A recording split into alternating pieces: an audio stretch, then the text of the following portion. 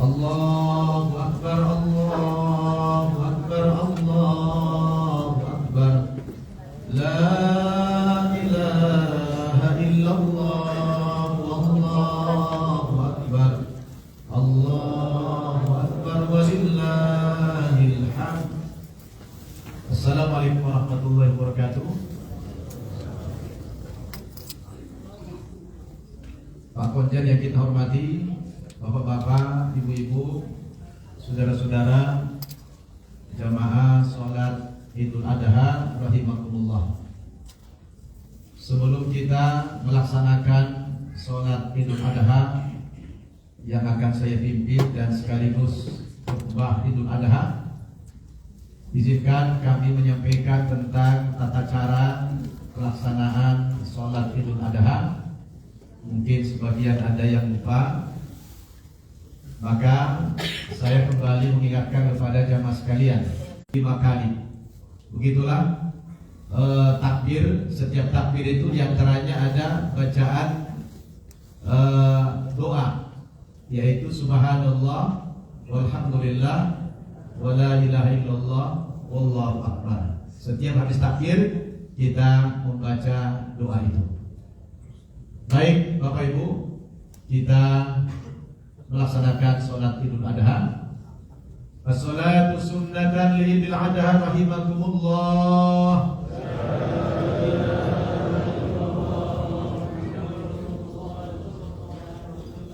Sawu sufufakum, sawu a'tadil wastaqimu rahimakumullah.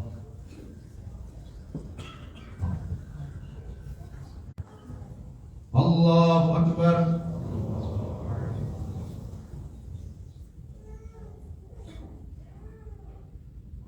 Bismillahirrahmanirrahim. Alhamdulillahi Rabbil Alamin, Ar-Rahmanir-Rahim, Maliki Yawmiddin.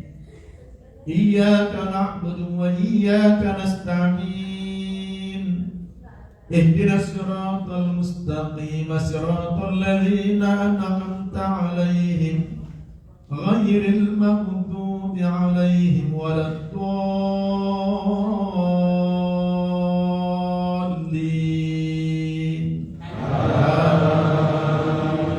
Alladzi yaslan naral kubra thumma la yamutu fiha wa la yahya. Qad aflaha man tazakka wa dhakara isma rabbih fasalla. Bal tu'thiruna al-hayata ad-dunya wal akhiratu khairun wa abqa.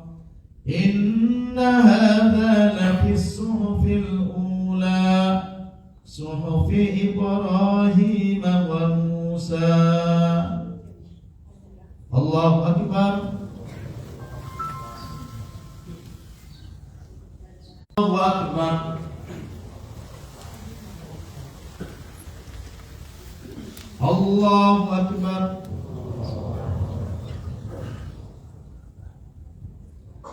Allahu Akbar.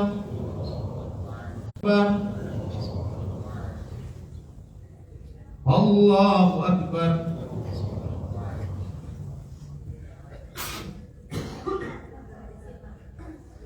Bismillahirrahmanirrahim. Alhamdulillahi Rabbil Alamin, Ar-Rahmanir-Rahim, Maliki Yawmiddin. Iyyaka na'budu wa iyyaka nasta'in. Ihdinas siratal mustaqim, siratan nahar. Wa amma bi ni'mati rabbika fahaddits. Allahu Akbar.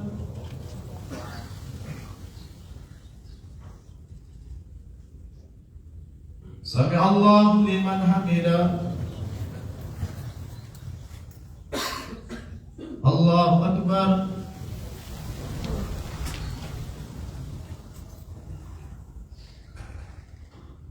Allahu Akbar.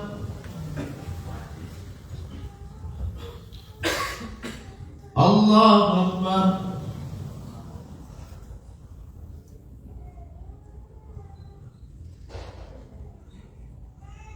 Allahu Akbar.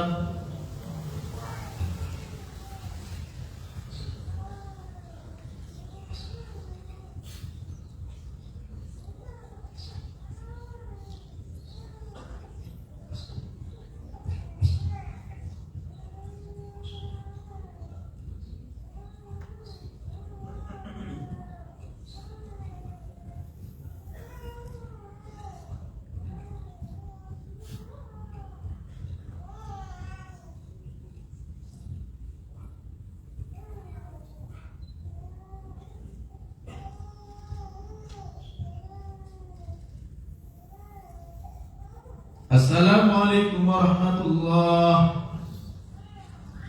Assalamualaikum warahmatullah.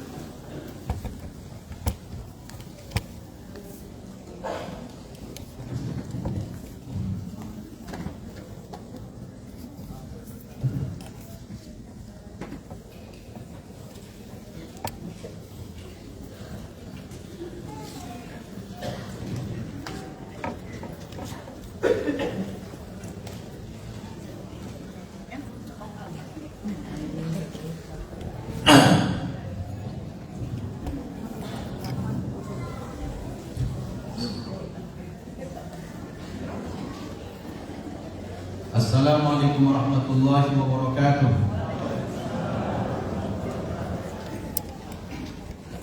Allahu Akbar, Allahu Akbar, Allahu Akbar. Allahu Akbar, Allahu Akbar, Allahu Akbar. Allahu Akbar, Allahu Akbar, Allahu Akbar. La ilaha illallah. Wallahu Akbar. Allahu Akbar walillahil hamd. Alhamdulillah. Alhamdulillah wahdah. Sadaqa wa'dah. Wa nasara 'abdah. Wa a'azza jundahu wa hazama al-ahzaba wahdah. Wa ashhadu an la ilaha illallah wahdahu la sharika lah. Wa ashhadu anna Muhammadan 'abduhu wa rasuluh. Allahumma salli wa sallim ala sayyidina Muhammad wa ala alihi wa ashabihi wa mawalah. Amma ba'd. Fa ya ibadallah, ittaqullaha haqqa tuqatih wa la tamutunna inna shani'aka huwal abtar. Shadaqallahul azim. Allahu Akbar, Allahu Akbar, Allahu Akbar. La ilaha illallah. Wallahu Akbar. Allahu Akbar walillahil hamd. A'idin wal 'aidan rahimakumullah. Alhamdulillah. Walhamdulillah. Tsumma alhamdulillah. Kita bersyukur kehadiran Allah Subhanahu wa taala bahwa di pagi hari yang berkah ini kita kembali dapat hadir di tempat ini memenuhi undangan serta seruan dari Allah Subhanahu wa taala pada hari ini dan 3 hari ke depan pada Ayyamut Tasyrik. Salawat dan salam mari sama-sama kita sampaikan kepada junjungan kita Nabi Muhammad sallallahu alaihi wasallam, kepada segenap keluarganya, sahabat-sahabatnya dan para pengikutnya. Allahu Akbar, Allahu Akbar, Allahu Akbar. Ini kita sebut sebagai hari raya Idul Adha. Setiap kali kita merayakan hari raya Idul Adha ini, kita selalu diingatkan dengan kisah teladan dari Nabiullah Ibrahim Khalilullah bersama keluarganya. Oleh karena itu, khutbah kita pada hari ini mengambil apa yang saya cintai karena Allah Subhanahu wa taala. Di dalam Al-Qur'an surat Mumtahanah ayat 4, Allah Subhanahu wa taala berfirman, A'udzu billahi minasy syaithanir rajim. Qad kanat lakum uswatun hasanatun fi Ibrahim walladzina ma'ahu. Digelar sebagai bapak pejuang tauhid, yang mana kita tahu bahwa setiap kita berada di bulan Dzulhijjah yang semacam ini, ada dua peristiwa besar, ada dua momentum besar yang terjadi di bulan Idul Adha ini. Momentum besar pertama adalah ibadah haji. Saat ini saudara-saudara kita berjuta. Momentum besar yang kedua hari ini dan juga 3 hari ke depannya, 4 hari berturut-turut, kita ada momentum besar, yaitu melaksanakan penyembelihan hewan kurban. Yang kalau kita lihat dari dua momentum besar ini, hari ini tidak bisa kita pisahkan dari sejarah kehidupan Nabiullah Ibrahim Khalilullah bersama keluarganya. Betapa tidak, saudara-saudara, kalau kita berbicara tentang ibadah haji, sebahagian dari ritual-ritual ibadah haji adalah mengambil napak tilas dari keluarga Nabi Ibrahim Khalilullah, yaitu di dalamnya ada syariat melaksanakan sa'i, yaitu dari Safa ke Marwah. Dari Safa ke Marwah ini merupakan pengalaman daripada istri Nabiullah Ibrahim, Siti Hajar, yang diabadikan oleh Allah Subhanahu wa taala menjadi salah satu syariat di dalam pelaksanaan ibadah haji. Bahkan yang luar biasa, karena kesuksesan, karena keberhasilan, karena keteladanan Nabi Allah Ibrahim Khalilullah ini, bukan saja keluarga beliau dijadikan sebagai salah satu syariat di dalam pelaksanaan ibadah haji, bahkan bekas pijakan kaki Nabi Ibrahim ini Allah jadikan sebagai prasasti, sebagai monumen yang bersejarah di samping Ka'bah itu. Yang Allah katakan dalam Al-Quran surat Ali Imran ayat 97, A'udzu billahi minasy syaithanir rajim. Inna awwala baitin udi'a lin-nasi lalladzi yahijjul baiti man istata'a ilaihi sabila wa man kafara fa innallaha ghaniyyun 'anil 'alamin. Yang artinya, sesungguhnya rumah yang mula-mula dibangun di muka bumi ini sebagai sarana beribadah umat manusia kepada Allah Subhanahu wa taala adalah rumah yang terletak di lembah Bakkah.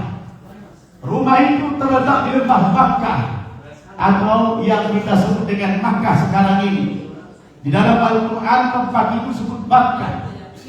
Dan di antara itu fihi ayatun bayyinah.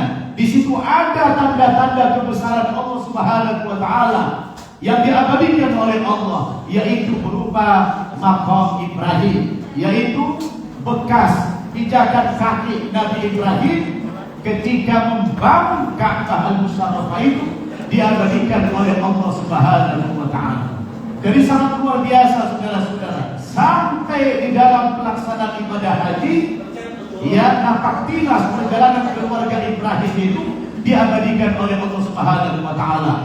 Dan juga di dalam syariat berhaji itu ada yang namanya melempar 3 jumrah, yaitu jumratul ula, jumratul wusta, dan jumratul aqabah. Ini adalah juga pengalaman keluarga Ibrahim ketika digoda oleh iblis pada saat beliau akan membawa putranya Ismail ke tempat penyembelihan di Mina. Itu juga menjadi salah satu kewajiban daripada ibadah haji. Ada yang namanya wajib, bahkan sa'i ada termasuk rukun di dalam pelaksanaan ibadah haji itu sendiri. Subhanallah. Tentunya ini adalah sebuah telah banyak menghadapi ujian yang bertubi-tubi. Ujian yang bertubi-tubi. Sejak beliau sebelum diangkat menjadi Rasul, sampai diangkat menjadi Rasul oleh Allah Subhanahu wa Ta'ala. Sejak beliau belum punya anak, sampai mempunyai anak, ujian tidak henti-hentinya, bertubi-tubi. Allah sampaikan kepada Nabi Ibrahim, ternyata subhanallah, Ibrahim itu adalah lulus menghadapi ujian dari Allah Subhanahu wa Ta'ala. Ujiannya tidak mudah, ujiannya tidak ringan, mengatakan dalam Al-Quran surat Al-Ankabut ayat 2 dan 3. A'udzu billahi minasyaitonir rajim. Ahasiban nasu ayusrafu ayaqulu amanna wa hum la yuftanun. Adakah mereka min qablihim fala ya'lamanna Allahu alladziina shadaqu wa la ya'lamanna al-kadhibin. Sungguh Allah Subhanahu wa Ta'ala telah menguji setiap orang yang beriman sebelum kamu. Tujuannya tidak lain, adakah kamu benar-benar orang yang beriman kepada Allah, ataukah menjadi orang yang dusta, hanya sekedar mengaku-ngaku sebagai orang yang beriman, tapi ketika diuji oleh Allah Subhanahu wa Ta'ala, mereka tidak berhasil menghadapi ujian itu. Nabi Ibrahim dan keluarganya, Hajar dan putranya Ismail, itu menghadapi ujian yang luar biasa, saudara-saudara. Mulai dari ketika Ismail baru lahir, Ibrahim diperintah oleh Allah Subhanahu wa Ta'ala harus membawa Ismail dan istrinya Hajar menuju lembah Makkah dari Palestina.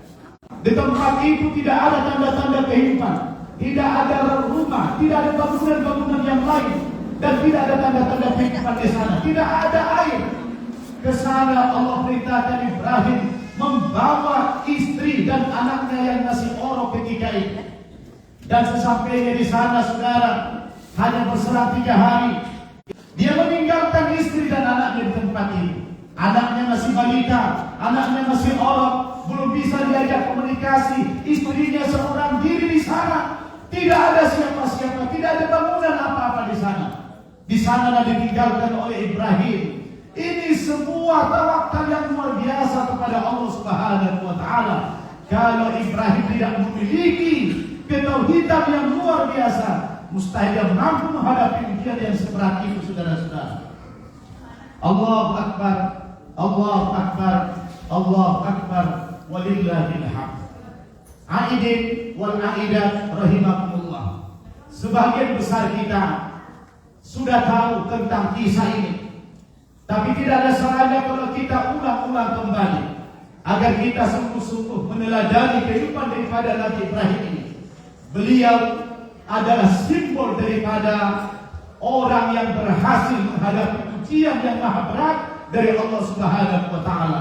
Hal ini sangat relevan dengan kehidupan kita sekarang untuk mencontoh Nabi Ibrahim. Bukankah hari itu diuji yang berat oleh Allah Subhanahu wa Ta'ala? Kita tahu sekarang saudara kita di Palestina, baru saja pengurus menyampaikan kalau kita sekarang dapat menyelenggarakan sholat Idul Adha dengan aman, dengan nyaman, tapi saudara-saudara kita di sana belum tentu mereka bisa melaksanakan sholat Idul Adha hari ini. Allahu Akbar. Ini sungguh merupakan ujian yang paling berat kepada saudara-saudara kita dan juga kepada kaum muslimin. Maka tidak ada pilihan yang lain terkecuali umat Islam harus sabar menghadapi cobaan ini. Tetapi juga kita mencari tahu apa permasalahan yang kita hadapi ini sekarang. Kita carikan seperti makanan di atas meja hidangan. Sekarang sudah kita rasakan, saudara, umat Islam dikeroyok, umat Islam diperebutkan. Sampai sahabat waktu itu bertanya, amin killatin nahnu yawma idin ya Rasulullah. Apakah walakinnakum ghutha'un kabutha'i sayyid. Tapi sayang pada hari itu keadaan kamu, kata Nabi, seperti buih di atas lautan. Banyak tapi terombang-ambing, tidak punya kekuatan apa-apa sama sekali. menyebabkan umat Islam banyak. Kita jumlahnya besar, berjuta-juta bahkan miliar jumlah umat Islam, tapi kita diperlukan seperti makanan di atas meja hidangan tadi. Penyebabnya kata Nabi, mayoritas umat Islam itu hubbud dunya, cinta dunia, wa karahiyatul maut, dan mereka takut mati. Ini yang menyebabkan umat Islam saudara-saudara hari ini tidak punya kekuatan apa-apa. Kita tidak diperhitungkan sama sekali. Bagaimana teriakan-teriakan kita untuk membela Nabi. Allahu Akbar walillahil hamd. Saudara-saudaraku, kita umat Islam ini banyak yang gagal ketika menghadapi ujian materi, ujian dunia ini. Bahkan ada orang ketika dia susah, ketika dia menderita, ketika dia dapat bencana, dia coba mendekat kepada Allah Subhanahu wa taala. Dia berdoa, bahkan kadang-kadang doa itu dilakukan siang dan malam, sebagaimana digambarkan dalam Al-Qur'an oleh Allah Subhanahu wa taala, bahwa ketika manusia lagi mendapatkan kesulitan atau bencana atau penderitaan, da'ana li jambihi. Allah disuruh mengatakan, man kana lahu sa'atun wa lam yudahi fala yaqrabanna musallana. Barang siapa yang diberikan keluasan rezeki tapi tidak mau melaksanakan salat pengorbanan, maka yang bersangkutan jangan dekat ke tempat salat kami. Diusir oleh Nabi dari jamaahnya. Artinya kita tidak diakui sebagai umat Nabi Muhammad ketika kita tidak mau melestarikan syariat pengorbanan ini. Allahu Akbar, Allahu Akbar, Allahu Akbar walillahil hamd. Saudara-saudaraku yang saya cintai karena Allah Subhanahu wa taala, Nabi Ibrahim diberikan apresiasi, diberikan penghargaan yang tinggi oleh Allah Subhanahu wa taala. Bekas pijakan kakinya diletakkan di depan Ka'bah al-Musharrafah. Kemudian pengalaman istrinya Siti Hajar, satu wajib daripada wajib-wajib haji. Allahu Akbar. Ini semua diperoleh oleh Ibrahim tidak dengan mudah, saudara. Ini semua diperoleh setelah dia lulus menghadapi ujian demi ujian yang bertubi-tubi itu, barulah kemudian diangkat derajatnya oleh Allah Subhanahu wa taala yang setinggi-tingginya Muhammad sallallahu alaihi wasallam. Allahu Akbar, Allahu Akbar, Allahu Akbar walillahil hamd. Lalu apa pelajaran yang kita ambil dari tiga tokoh yang sangat bersejarah ini? Mulai dari Nabi Ibrahim, Siti Hajar, kemudian Nabi Ismail. Tidak ada sebesar apapun cobaan yang dihadapi oleh Nabi Ibrahim itu, dia lulus menghadapi. Kemudian dari yang kedua dari Hajar, apa pelajaran keteladanan yang bisa kita ambil dari Hajar? Hajar adalah simbol wanita, simbol seorang ibu yang punya sifat tawakal yang luar biasa kepada Allah Subhanahu wa taala. Betapa tidak, dia ditinggalkan bersama putranya yang masih orang yang tidak bisa diajak komunikasi, di tempat yang sepi, di tempat yang tidak ada siapa-siapa, di tempat yang tidak ada tanda-tanda kehidupan, tapi dia rela menerima takdir Allah. Maka saudara, ketika sebelum terjadi perpisahan antara Nabi Ibrahim dengan Hajar bersama putranya yang masih orang itu, terlebih dahulu Hajar bertanya kepada Ibrahim, "Ya zawji, ya Khalilullah, atadkhuluni fi hadzal makan?"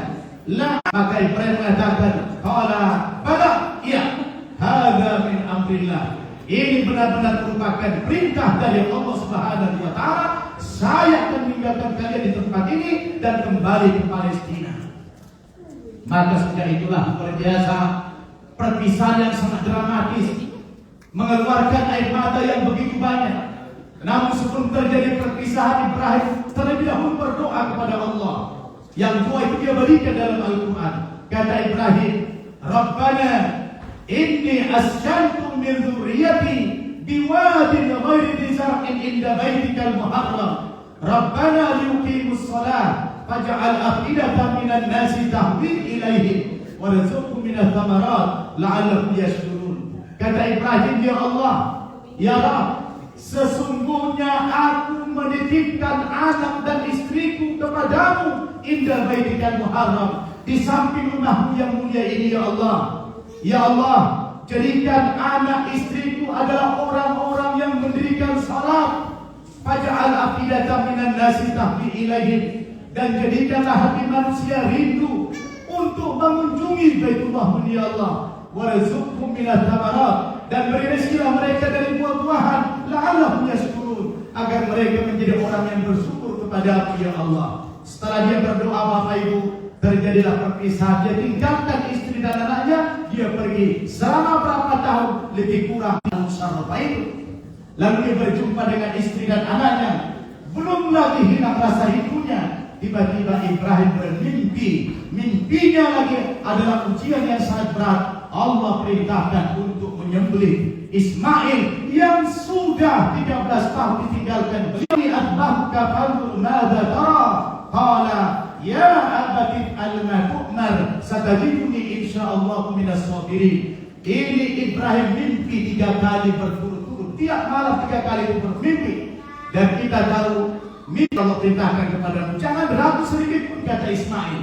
Ini adalah berkat dari Ibrahim. Rabbi habli minas solihin. Bayangkan sekarang umur Ibrahim itu 86 tahun baru lahir anaknya Ismail. Puluhan tahun dia menanti anak. Dia tidak henti berdoa Rabbi haula. Ya, mafhum mukhalafah daripada doa itu. Seolah-olah Ibrahim berdoa, ya Allah, kalau memang Engkau akan memberikan anak kepadaku, berikan aku anak yang soleh. Tapi kalau tidak soleh, mending tidak usah berikan anak. Seolah-olah begitu makna doa daripada Ibrahim. Alhamdulillah, doa Ibrahim dijawab oleh Allah. Umur 86 tahun, lahirlah yang namanya Ismail. Maka dinamakan Ismail. Ismail itu bahasa Ibrani, bahasa Hebrew. Isma artinya mendengar, il artinya Allah. Jadi keluarga beliau semuanya diabadikan oleh Allah menjadi syariat dalam pelaksanaan ibadah haji itu. Lalu kita bagaimana saudara? Yang terakhir, apa yang kita boleh pelajaran daripada Ismail? Ismail itu adalah simbol seorang anak yang paling sabar dan paling pasrah menghadapi perintah dari Allah Subhanahu wa taala atau menghadapi ujian dari Allah Subhanahu wa taala. Ini Allahu Akbar, Allahu Akbar, Allahu Akbar walillahil hamd. Aidin wal aidat rahimakumullah. Ini saja sedikit khutbah yang dapat kutip sampaikan. Mudah-mudahan dari khutbah ini, dari kisah keteladanan daripada keluarga Nabi Ibrahim ini, dapat kita tiru, dapat kita contoh dan kita terapkan dalam kehidupan kita. Mudah-mudahan kita juga memiliki tauhid yang kuat, memiliki sifat tawakal yang kuat, serta memiliki sifat yang sabar yang kuat kepada Allah Subhanahu wa taala. Dengan demikian kita juga akan mendapatkan apresiasi, penghargaan tertinggi dari Allah Subhanahu wa taala, yaitu kelak insya Allah kita akan dimasukkan ke dalam surganya. Jannatul Allah wa malaikatahu yusholluna 'alan nabi ya ayyuhalladzina amanu sallu 'alaihi wa sallimu taslima. Allahumma shalli 'ala Muhammad wa 'ala ali Muhammad kama shallaita 'ala Ibrahim wa 'ala ali Ibrahim innaka Hamidum Majid. Allahumma barik 'ala Muhammad wa 'ala ali Muhammad kama barakta 'ala Ibrahim wa 'ala ali Ibrahim innaka Hamidum Majid. Wa 'alaina bi rahmatika ya arhamar rahimin. Allahumma al-amwal wa alif baina qulubihim wa aslih dhata bainihim wansur 'ala 'aduwika wa 'aduwwihim. Allahumma al'an kafarata ahli al-kitab alladhina yukadzibuna rusulak wa yuqatiluna awliya'ak. Allahumma khalid min kalimatihim wa zalzil aqdamahum wa anzil bihim ba'sa alladhi la yuraddu 'anil qawmil mujrimin. Allahumma ansur ibadakal mustad'afina fi Palestin. Allahumma ansur ibadakal walhamdulillahi rabbil alamin. Wassalamu alaikum warahmatullahi wabarakatuh. Mohon maaf